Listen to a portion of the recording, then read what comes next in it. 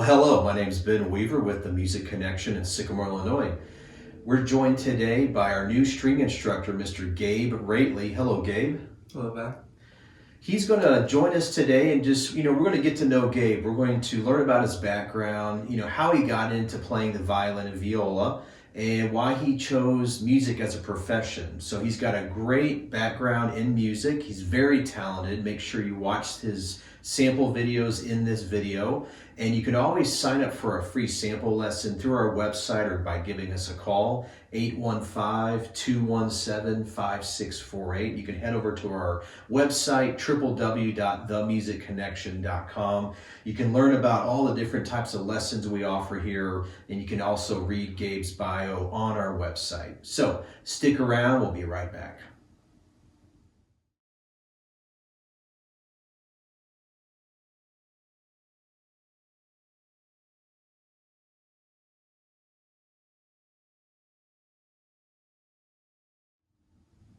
All right, so let's go ahead and get started. Gabe, can you tell our viewing audience just a little bit about your background, how you got into playing the violin and viola, and why you chose music as a career?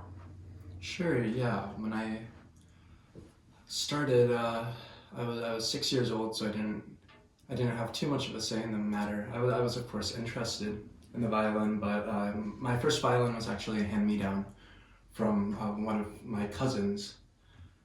And I honestly didn't really like violin all that much at first.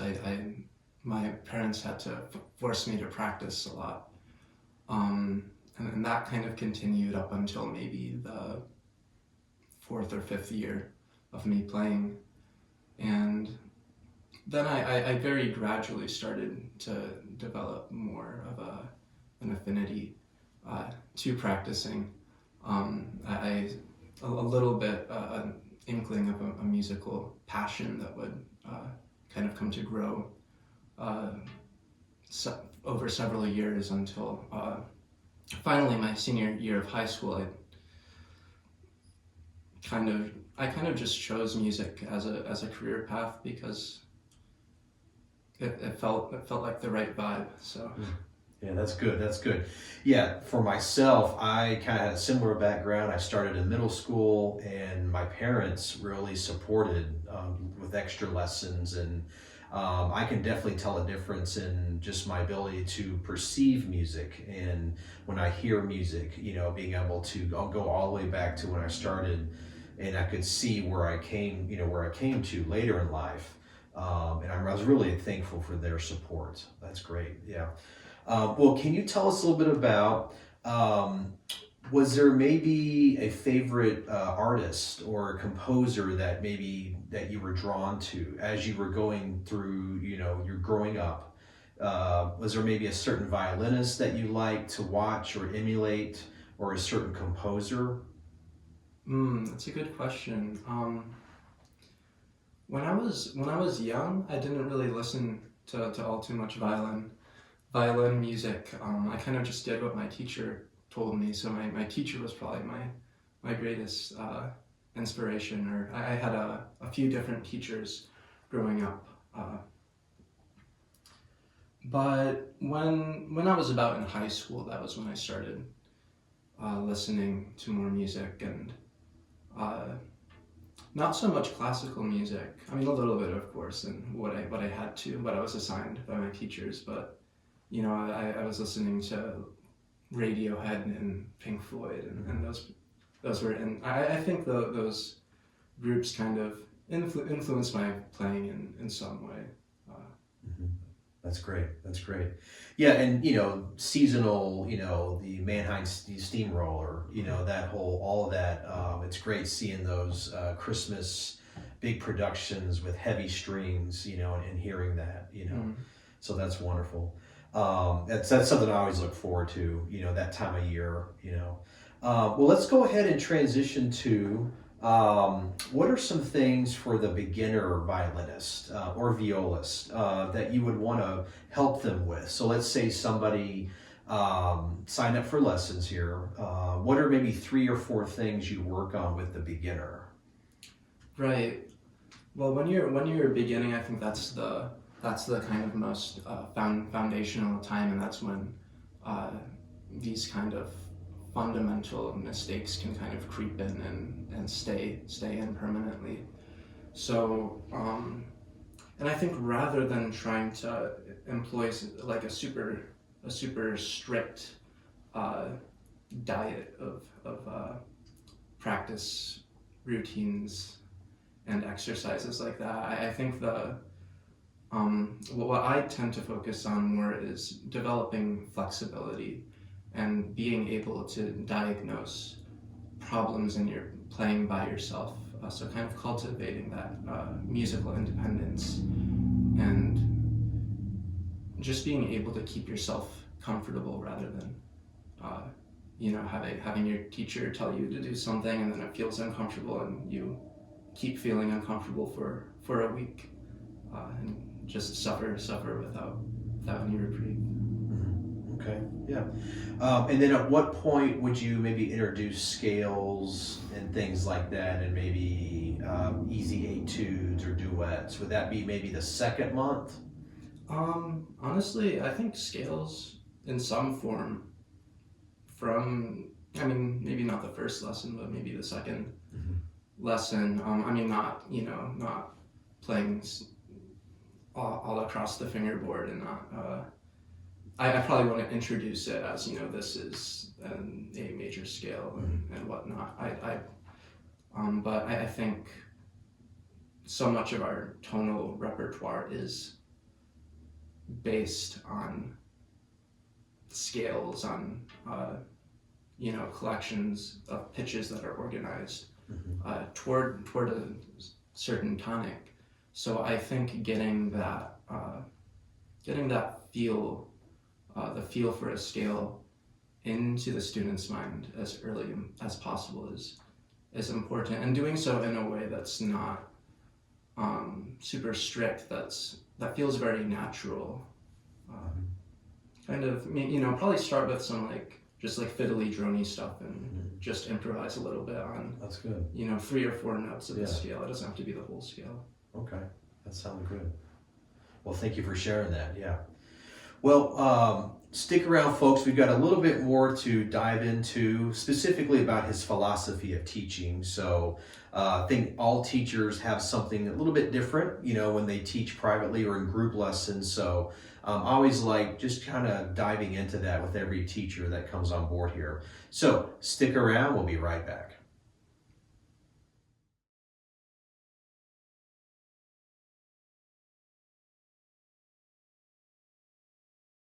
So welcome back. Today we're joined by Gabe Roethle. He's our new string instructor here at the Music Connection in Sycamore. My name's Ben Weaver. You can learn more about Gabe on our website, www.themusicconnection.com. You can also give us a call, schedule a free sample lesson with Gabe. It's only 15 minutes, and that allows Gabe just to kind of go over a few things that lessons would be like, So feel free to reach out. And we have a lot of other things that you can read about on our website. All right, so Gabe, let's go ahead and talk a little bit about your philosophy of teaching. What are some things that you strive to instill in your students that you want them to learn, maybe kind of from a big picture? Yeah, what I personally find really important is improvisation, and we have all these images of certain types of improvisation like blues or jazz, but violin, fiddle is at its core is a kind of improvisatory instrument. You kind of fiddle around on the instrument. So my approach to teaching kind of foregrounds the importance of developing your own musical vocabulary so that you can improvise comfortably, but that doesn't only apply to explicitly improvisatory settings. That also applies to the notes that are written out, but there's a lot of improvisation to a certain extent that happens no matter what context you're playing in. So that's the first element that I kind of stress in lessons. Second is,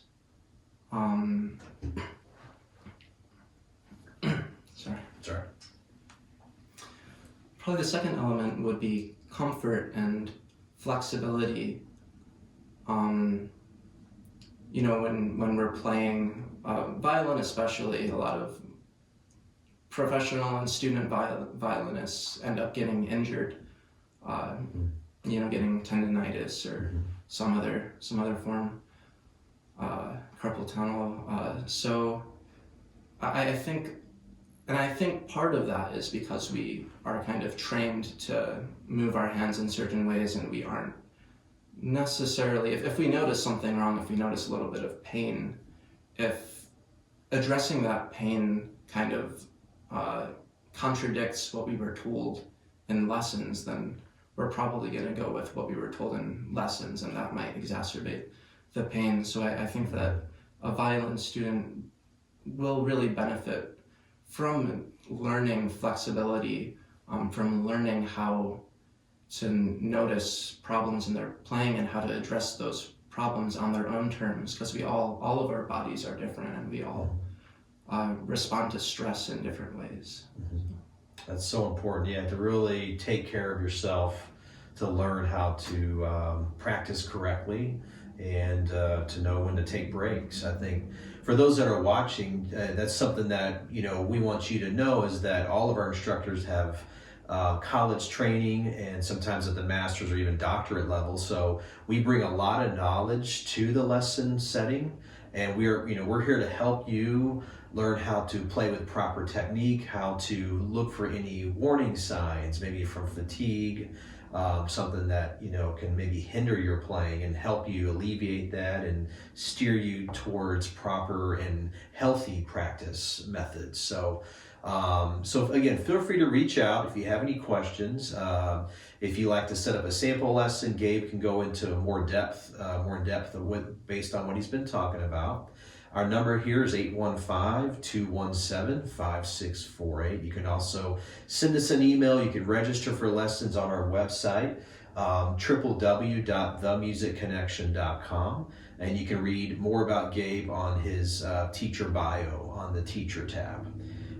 So stick around. We've got a few more things in store, and make sure you go back and watch that video clip of Gabe performing that wonderful violin solo to really see a lot of these advanced techniques. Gabe has put a lot of time into his craft. So if you didn't catch it all, go back and watch that video again. All right, we'll be right back, folks. Stick with us.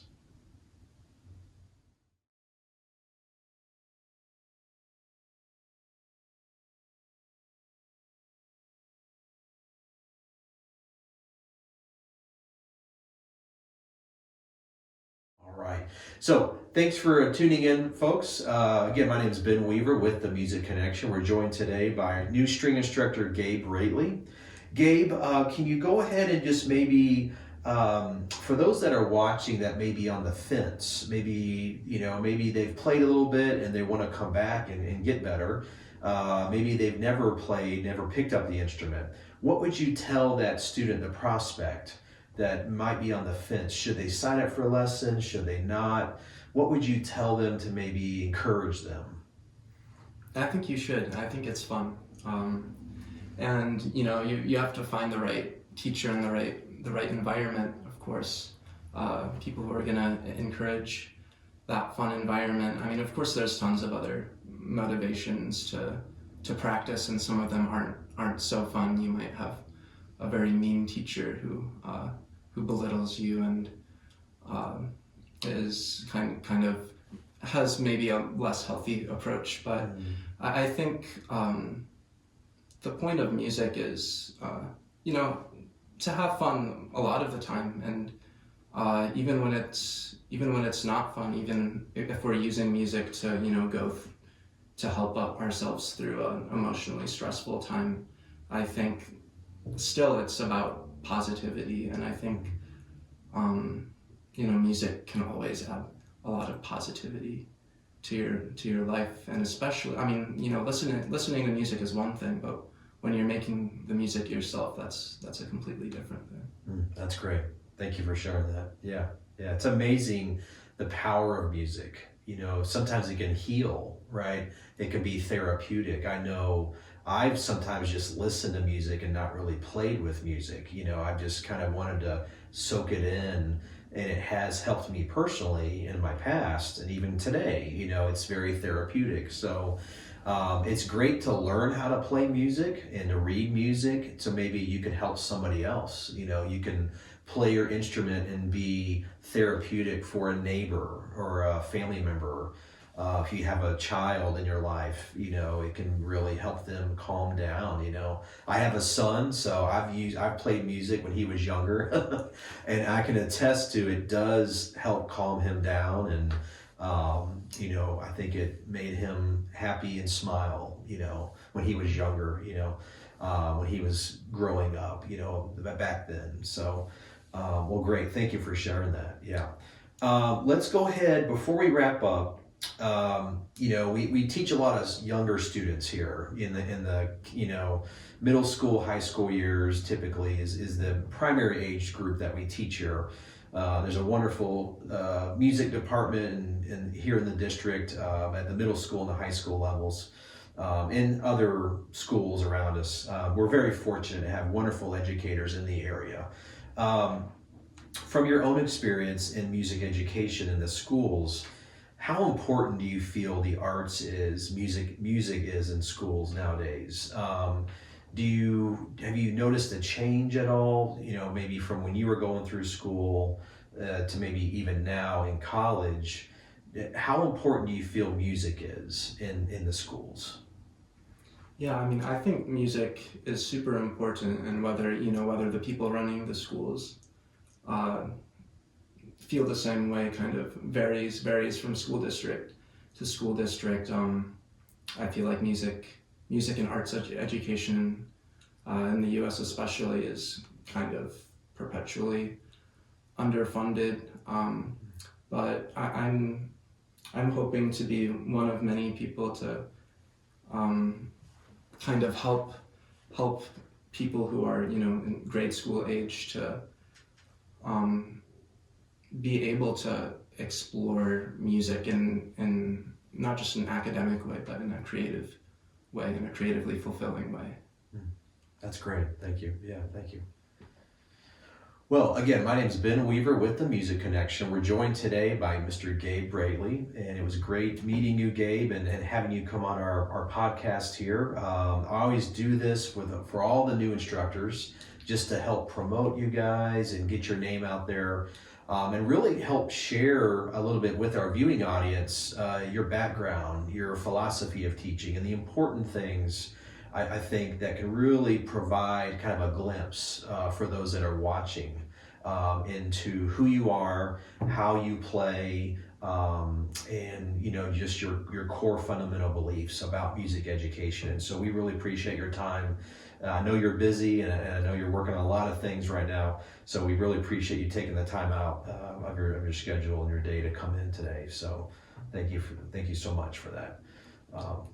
Okay, well, folks, like I said, if you'd like to set up a sample lesson with Gabe, you can reach out to us by giving us a call, sending us an email, going to our website, and we have a lot of wonderful things in store for this year. Our new semester just started this week, so we run lessons 7 days a week, and we have open enrollment, so you can start lessons at any time throughout the year.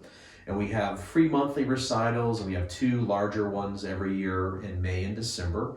And we do have a lot of teachers perform at these recitals, so make sure you come out to one of our recitals to see Gabe perform in the near future. So, all right, if you'd like more information, head over to our website. And again, my name is Ben Weaver, and Gabe, thank you again so much. And we definitely look forward to hearing from you more in the future. For those that are watching, hopefully this video is giving you a glimpse into what we're about here at the Music Connection, and just know that we're here to support you in any way that we can, and we look forward to hearing from you. Thank you so much, and we'll see you next time.